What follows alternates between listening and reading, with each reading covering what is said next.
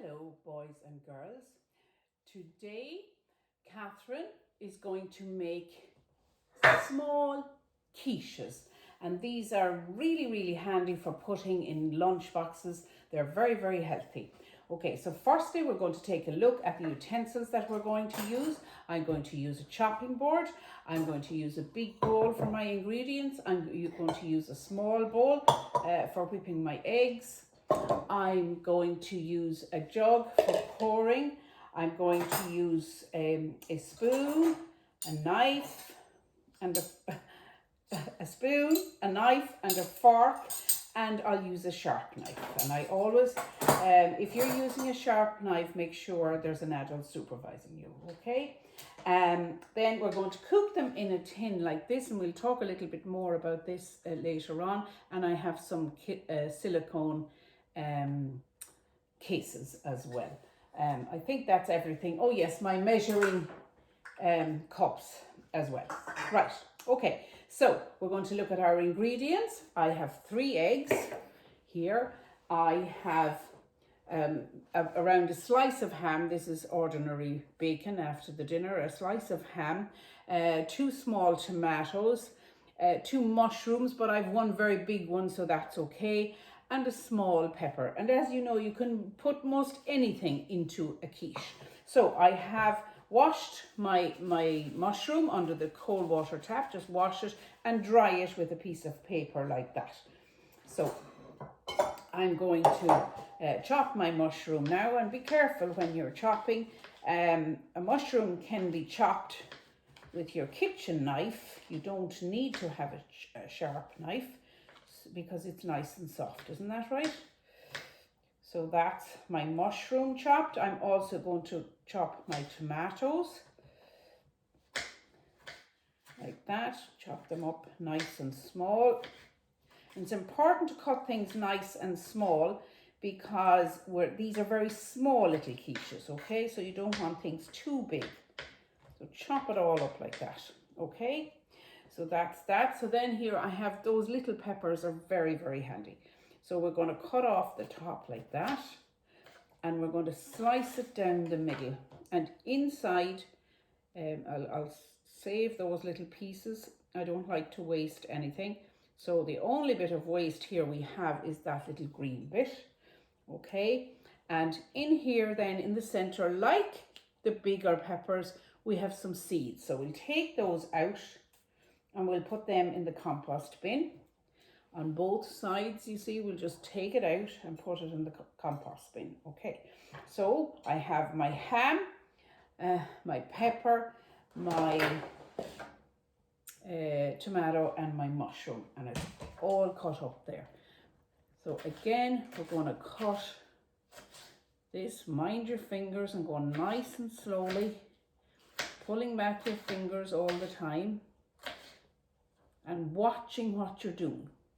The time you cut your finger is the time you're looking away. So don't think about anything else, just do your work, okay? That's my pepper. Now I'm going to cut up my ham. And we've talked about pepper before, how we can tear it up. You don't even need a knife. You can tear it into small pieces. The same with the ham. You can tear it into small pieces, okay? So you can try and use, you know, if you want, you can find ingredients that you don't need to be using a sharp knife for. Look at the way that ham now breaks up beautifully. So I'm going to put my chopped ingredients in here into the big bowl, and we'll come back to those in a minute. And I'm going to grate my cheese. So I have about 2 ounces, about 50 grams, or about a half a cup of cheese. So we're going to grate it on the big holes, and we're going to make sure to keep our fingers well back, because you can give yourself a nasty cut with the grater. So keep your fingers well back. So there I have my cheese grated. So that's that. So now a really good idea. This is going to make 6 little cases for us. So it's a really good idea to divide it into 6, right? Into 6 little bundles so that all the cheese doesn't go. So that's 1, 2, 3, 4, 5, 6. So you do just roughly, and it'll help you do a better job. Okay, so meanwhile I'm going to get my small bowl and we're going to break our eggs. Now we've talked about this as well before. Tap until you hear the break, until you have a hole in the egg, and then very gently we just pull it apart. Remember, we do not squeeze like this because you'll burst the egg. Tap, tap, tap, right? And again, we're pulling. You see, I'm barely catching it. So we just pull our eggs apart. Same with egg number 3.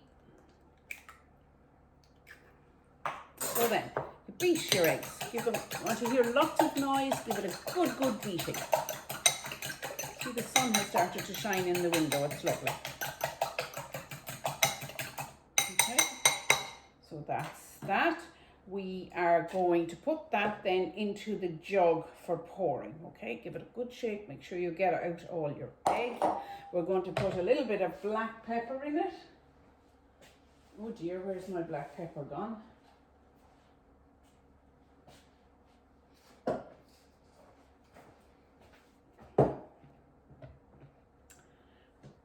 Okay, so we're going to put a little bit of black pepper into it. Give nice flavour.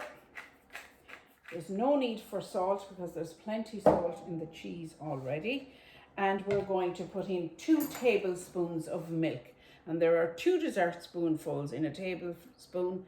So we're going to put in 4 dessert spoons of milk. 1, 2, 3, and 4. And give that a mix up. So now we have 3 different things. We have our ingredient, we have our veggie mix, we'll call it veg and meat mix. We have our cheese and we have our egg. So here is my tin, and my oven is heating to about 150 degrees. Now, we've done lots of experiments in school with tins, with greasing them with oil, with margarine and so on, and really they're very, very hard to take them out. So we have found that the silicone little guys here are the best of all for making mini quiches at home. The other thing that's very good is pastry, of course, but that can be time consuming. And the other thing is to use some wrap. Just cut out your circles of wrap and leave them in your little what will I call them, holes, I suppose, in the tin. Okay, so the silicone inserts or the silicone actual tin shapes are the best of all for these. So first we're going to put in, and you can do this with your hand, we're just going to put our mixture in here like this, divide it out, and we can go to each one a couple of times if we like. Now if you prefer to use a spoon, you can use a spoon. Okay, so you can see I still have more. So I'm going to keep on until I think I have them all about the same.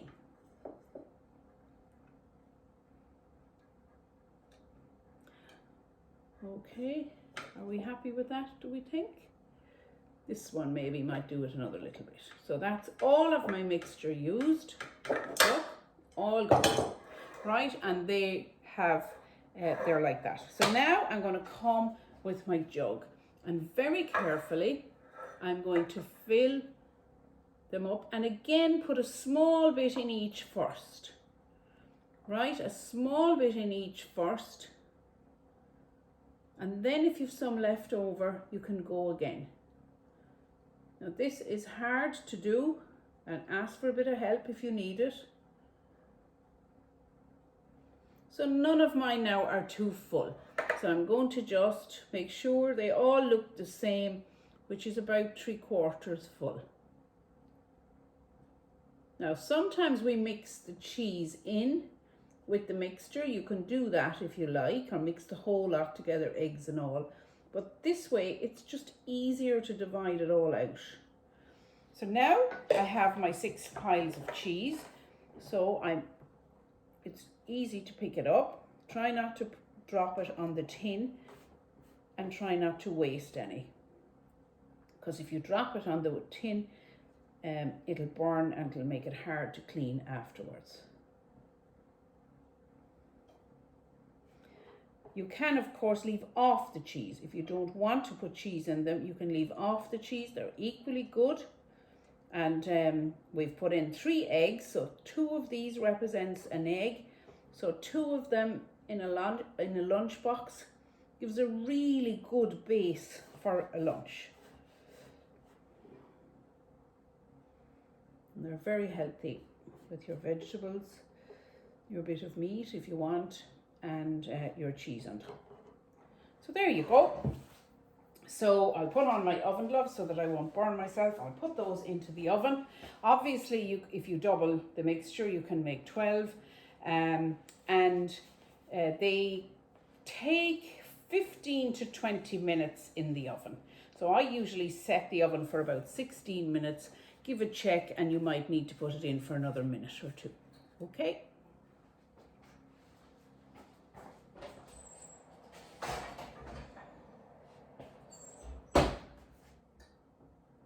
I'm setting my bell for 16 minutes. And I'll give you a look at those when they come out of the oven. The bell is sounding, so that's 16 minutes. So we'll have a look and see what way they are.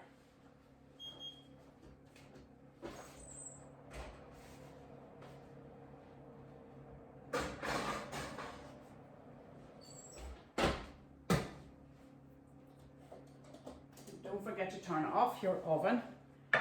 Now, I'm delighted with the way these are. They look really nice, okay? So I'm just going to get a wire tray here. Or of course you can put them straight onto a plate. Right, just be careful, it'll be a little bit hot. Now you can leave them stand there, but I just want to show you how easy it is they come out, you see, and you have a lovely clean. I always give these a rinse in hot soapy water and put them away for the next time. But they are expensive enough to buy, but they're very, very handy for buns and for all kinds of things. So you can see now how they would make a lovely lunch. So there we have our 6 lovely little mini quiches. Happy cooking.